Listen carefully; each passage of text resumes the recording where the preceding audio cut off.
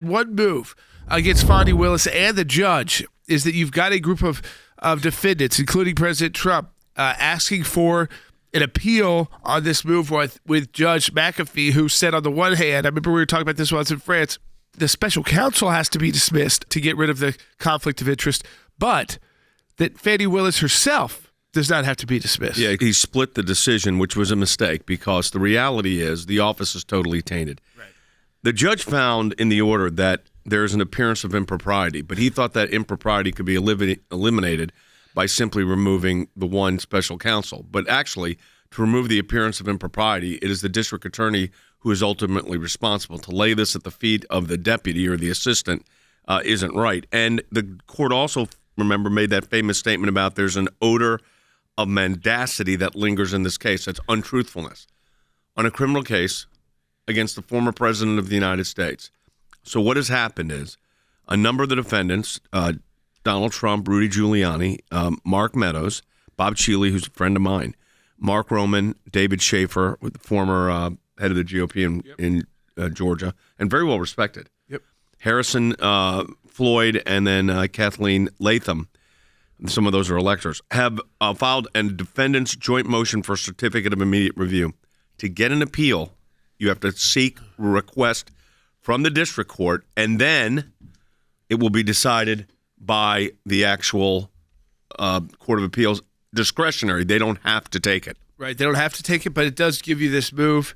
Again, this is the outrage I know was there, and the confusion would be there. And now we were following it like close last week because he was issuing orders about how the DA could move forward before he had even issued orders on the DA. And I think we were right that he was not going to remove Fani Willis because he was already telling her how to make good on some charges he had to dismiss. So it sounded like he was doing something for Fani Willis. But by taking away her special counsel, by removing him, and he was the one who was supposed to be in charge of this whole RICO analysis, how far back did it set the case? Well, it sets the case back far. The problem is, as you said, is the day before this decision came out, he made the decision that dismissing 6 counts, but saying how she could amend the grand jury, go back into a grand jury and amend the indictment, which indicated that he wasn't throwing her out of the case because if he threw her out of the case, it would go to a new prosecutor. So, look, I think the court's going to grant review. I would like to file a brief in this case on the appearance of impropriety. I think if there's an appearance of impropriety, if that's a standard, and I think publicly, the fact that there is this known appearance of impropriety is the public is saying this isn't right. Yeah, I think that there has been so much, like I said, the odor that is within this whole case right now.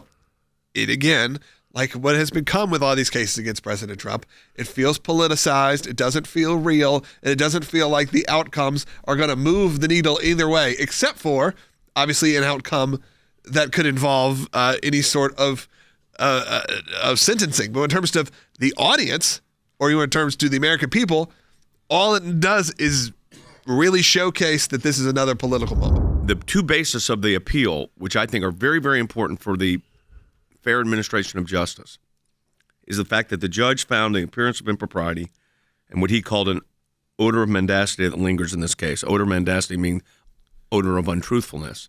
The appearance of impropriety should have meant that he put Fani Willis out of the office. So I think this is a meritorious appeal. If the Court of Appeals grants it, we'll file a brief in it. But again, it's discretionary, so there's no guarantee that, in fact, they're going to hear it. So it's discretionary. This will go to state court of appeals, then potentially the state Supreme Court, and then could it go to the U.S. Supreme Court? It could. Do they look at these matters much? Not much. I mean, the chance would be you'd have to argue the violation of the Equal Protection Clause or the Fourth Amendment Due Process Clause. What about the Eighth Amendment? A lot of people are wondering if this is cruel and unusual. And it's not punishment. I think the problem with that is I've seen those articles. Oh, you don't think it's punishment? Nothing is going by the normal rules here. If you were to have a finding of an apparent conflict of interest or an appearance of impropriety with an odor of mendacity in a case, Harry, the case would be taken to another DA.